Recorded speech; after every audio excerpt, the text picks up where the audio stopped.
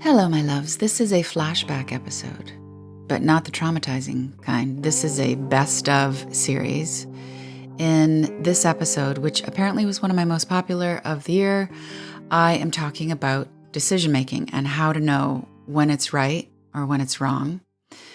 If you're going to talk about decision making, we have to talk about the ego and status symbols and heart-centered choices. And I'm going to tell you about some status symbols that I let go of and some soul symbols that I let into my life and the 3 red flags that signal a misaligned decision and a spiritual approach, always spiritual approach to, you could say, right-sizing your life beyond logic, your life beyond labels. So welcome to Downsizing as a spiritual practice and how to make the best decision.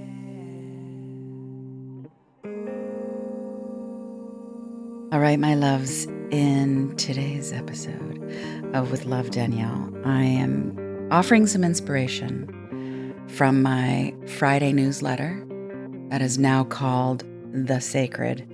If you want to go read it, you can go to daniellelaporte.com/The Sacred, and you get all the linky doos and the linky poos. I have 2 stories for you today. This is my attempt. I'm attempting to be useful in 2 ways. Normally, I think about how I want to begin something, how I want to end something, and just what's the one point. Like if I can just successfully get one thing across to somebody that's useful, help you be more loving towards yourself and others, regulate your nervous system, all those things, then I feel like a success. But I'm going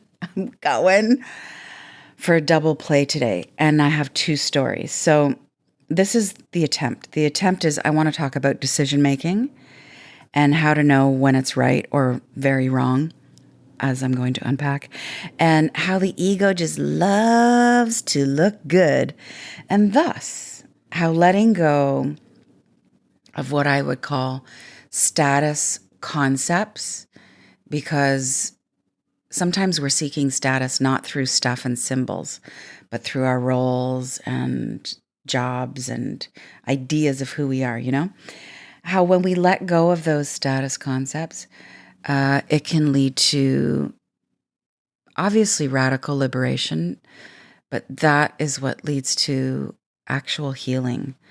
So this is really about downsizing as a spiritual practice. Yeah? Okay. So I have a preface, more accurately, a request for myself and others. Please, can we not give anyone shit about privilege and quote unquote first world problems? Okay, so first world problems as a term is actually totally uncool, by the way. Lots of people living very happily on their terms of success in countries and areas that don't consider themselves second or third world. So we need to stop using that just in a general way. Anyway, so no shit about privilege or problems because it's all relative and life lessons come in all forms. So I'm going to call this first story, Ego Vehicles. I once had a black Audi A5. It was so hot. It was a coupe, a 2-door. It had camel interior. And I remember the day I went into the dealership to get this. The salesman name, oh gosh, what was his name?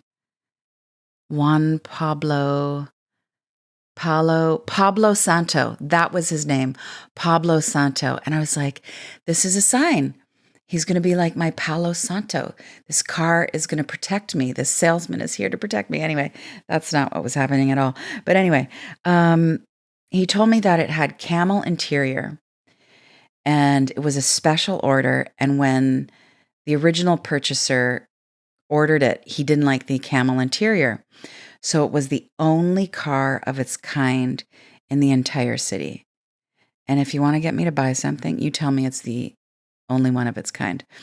And I loved the camel interior. It was really gorgeous. Anyway, I named the Audi Sasha. I wanted it to have like this vibe of a Euro soccer player. No? Sasha was fucking fast. he drove like silky rocket fuel. Sasha was also a total man magnet. Like, I would get out of that car, and then some dude of all ages would come up to me and ask me about like the year, the model, the make. Anyway, I got one date for sure as a result of Sasha's sexiness. Sasha was just pure sex as far as cars go. And I loved the Audi brand because it's not too garish, it's understated. Anyway, much like myself. Never mind that buying a new car was just this totally dumb financial decision. I was just being a complete pleasure hound because Sasha made me feel hot and rich, like a global spiritual influencer should feel, right? But not soon after. Like, I hadn't had the car for more than a year. I hadn't thought about this, but soon thereafter, my son turned 16. So you know where this is going. He's getting his driver's license. And my Virgo moon and mom brain kicked in. And I was finally thinking rationally. And there was no way I was going to let my kid loose with a wet driver's license and quattro all-wheel drive in a city. So I thought better, and I traded in Sasha for are you ready? A pre-owned Volkswagen Golf. Now, Golfy was not a man magnet at all. No hot dude of any age stopped me when I parked Golfy in the city. Golfy was not unique. Golfy was a dime a dozen. But here we go. You can hear the lesson unfolding. Golfy was utterly stress-free. Golfy actually handled lighter. The Audi always felt really heavy. Golfy carried more of my friends. I could only fit 2 very small people in the back of Sasha, but Golfy, everybody could pile in. And this was a big part of Golfy decision. Our new puppy could ride in the hatchback. That puppy died. That's a whole other story. But Golfy was playful. Shortly after I got Golfy, friends would ask me how I liked the VW. Like, how was I faring with my status symbol demotion? Like, they kind of had this sympathy. And my honest answer was, like, what a relief. I love this car. Golfy was actually my favorite car ever. I loved driving it more than the Audi. Inexplicable, but that's how I felt. And I was never going back to, well, at least an Audi. But I was probably never going to go back to a schmancy hot rod car. I mean, maybe I still would love an F-type 1980s brown Jaguar, but I don't know. I love the Golf. Less status, more me, more life. So I really felt that with one less object defining me, I felt lighter in a bunch of ways. And by the way, jump cut to my current reality. I don't even own a car now. No car. I use the city's car share program. I love it. I feel lighter. Clearly, I've become the Buddha. Okay, let me give you a second story, and these relate. This is all leading somewhere. I would never take you down an aimless ego road. Let's call this story Habitat as Temple. So very recently, I mean, like 4 days ago, I was living in a deluxe apartment in the sky, deluxe apartment by the beach. After I let go of Sasha, by the way, I also blessed and released my house and my studio and most of my wardrobe, almost all of my high heels. I mean, I still got some killer shoes, but back to being in the deluxe apartment on the beach. Thanks to an attempted renoviction, which I've talked about in other issues of the sacred. Again, go to daniellelaporte.com/sacred, and you can get my past issues. I'll be feeding them into With Love, Danielle, as the weeks come. Because of this renoviction, where essentially you get an owner who wants to get everybody out of the building so they can, quote, renovate, but not really renovate. But the renovation wink, wink, justifies getting everybody out of the building, and then they can do some paint and redo some pipes, and then they can jack all the rents and make more money. Anyway, because that was happening at my deluxe apartment just 4 days ago, I chose to move out of the deluxe place. So I narrowed down my new apartment search to two very radically different places to choose from. Option number one, we shall call Beachy Swishy.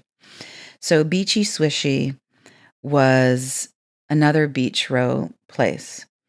I would be able to keep my spectacular ocean front yard. I mean, my front yard was Pacific Ocean. And it's important to mention that I had become very, very, very attached to that ocean view. I really felt, darling, the ocean view is essential for my creativity. The Beachy Swishy option was going to fit all of my stuff. I wasn't going to have to let anything go. The management was very laid back, which is always my preference. My visitors could be healed by that view. I mean, I really believe it was healing, and that salty air wafting in my large windows. And Beachy Swishy building was also planning to renovate, but I thought, I'm agile. I can move again in a few years. It was expensive, and it was expansive. I thought it was very me. But I felt really stressed about it. My head was on fire every day, weighing out the pros and the cons of this place. And even though it cost less than my deluxe apartment rent, it felt grabby. Didn't feel like it was worth it. And I got opinions from like 900 people about moving in there. I called people. Do you think I should stay this place? This is not me. This is not how I act. I do not call people and ask them about decision makings most of the time. And this is a real sign. I delayed signing the lease. I'm not a delayer. I'm a jumper. So these are not green lights for decisions. Okay. This is my list. Just 3 points as follows. It's probably not the right decision if you are excessively gathering opinions, excessively referring to other people, okay? If you're getting icky, kind of feeling ripped off vibes, even though it's in your budget, probably not a green light. If you are dragging out the decision when you're a naturally decisive person, I know there are some of us who we are real weighers of the pros and cons. We get all this intel in advance. We do the surveys, and that is how we regulate our nervous systems. Great if that's what works for you. If that's what's natural to you, that's not what's natural to me. I am decisive and quick. I'm a burner. And that usually gets me where I want to go. I get good results from being myself, you know? But in this case, I couldn't see the signs, the red lights, because I was overly attached to identity stuff. I was overly attached to needing an ocean view to be more creative. I told myself I was a better person because of this view. It wasn't so much a status thing. It was, for me, it was like a connection to nature thing. And I'd really felt that the time I'd spent in the ocean view deluxe apartment really helped heal my respiratory system with salty air, waking up every morning and feeling so connected to Mama Ocean. And anyway, I got attached. And, you know, the moral of this part of the story is that status seeking and misidentification. By misidentification, I mean seeing ourselves as types, you know, introvert, mother, CEO, seeing ourselves as being defined by our roles, seeing ourselves as our bodies, obviously, seeing ourselves as our stuff and our things, you know. That's misidentification, and that muddles our decision making. Okay, let me tell you about the second option that I narrowed things down to with apartments. I'm going to call second option Cozy Zen. So, Cozy Zen apartment was at the end of a cul-de-sac. It's quiet, really, probably some of the best rent per square foot in town with fabulous light, but no ocean view. My office would be overlooking a parking lot. It is so much smaller that I would have to let a lot of stuff go. And in Cozy Zen apartment building, there are safety. I put safety in quotes. Cameras, which are really surveillance cameras in the hallways, which does not work well with me and my authority issues. And gasp. Oh, there's no ensuite laundry. Okay, so enter one of my best friends, brother from another mother, Joshua. I think I've mentioned him before in other With Love Danielle episodes and the sacred issues. Joshua prefers to be called Joshua. Joshua says to me when I'm like, he's one of the many people I consult, but he has real gravitas in my decision making, knows me so well, has great style. He said, I think this is like the Audi and the VW decision. Remember how you ended up loving the Golf even more? You were so much more happier. It was like, it was a dawning. It was a breakthrough. Right. This was it. Downgrade in order to upgrade. So guess where I am right now? I am in the Cozy Zen apartment. I am sitting at my way too big for this room dining room table, but I didn't want to let my dining room table go because mango wood from the Punjab, 150 years old. The smallness of this space makes me feel very held. It feels very easeful in here, very golden. I loved that I had to get rid of a lot of stuff, cupboards and trunks and things, I love that my craving, my unabiding, none, N-U-N, none-like craving for simplicity is really quenched. I would describe this new space as cosmopolitan monastic. Like me. Less schmancy, more life. So let me put a fine point on this. I'm all about the fine point. I'm all about the translation,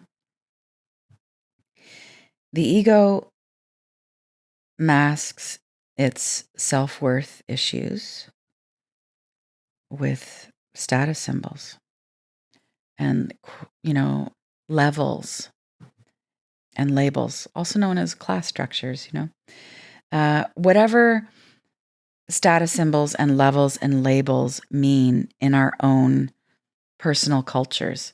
So that could be a Birkin bag. It could be a John Deere tractor that you inherited. It's fallen apart, brand new. Or it could be the fact that you can afford to buy lottery tickets on payday. Doesn't matter. It's very personal. The point is that it gets really hard to feel what's real when we play the do I look worthy game. Does this even feel worthy? What happens is when we do the status thing and the over-identity thing, we numb out to our authentic selves. We lose touch with what feels both comfortable and comforting, with the stuff that feels fun, And this isn't a value judgment on what turns us on. It's not about how much we accumulate or how much we burn and let go of. So it's like a car collection, a fleet, does not make someone less spiritual at all whatsoever. Participate in all the abundances. Have what you want. And the corollary of this is that intentionally living with less, intentionally. So I'm not talking about poverty. I'm talking about intentionally living with less doesn't necessarily make you more enlightened or inclusive. I mean, my definition of enlightened is inclusive. That's divine love. So more you, more life could be really big and really first class. It could be owning a whole high rise and having a great mortgage rate while you invest your capital in precious metals and AI. It could be having a tiny house and wearing thrifted flannels, you know? My question is, are we building a brand and calling it a life? Or are we building a life? Is what you're choosing, all the things, the various things, are those choices a reflection of the most comfortable and comforting you? So downsizing as a spiritual practice is about finding the right fit. It's about the right fit, not the right size, the right fit for your true self. I'm going to quote Bjork. I've been looking for a place for a long time. In the immortal words of Bjork, who, by the way, was my 1990s doppelganger. Every time I would go clubbing, somebody say, you look like Bjork. And I'm like, I know. She said, it takes courage to enjoy it. Courage exists beyond logic. It exists beyond labels. That courage brings you to more you, more life. So today, from my little place that is cosmopolitan, monastic, at the end of the cul-de-sac, I am wishing you more you and more life. With love, Danielle. Thank you so much for listening, for feeling, for spreading the word. With love.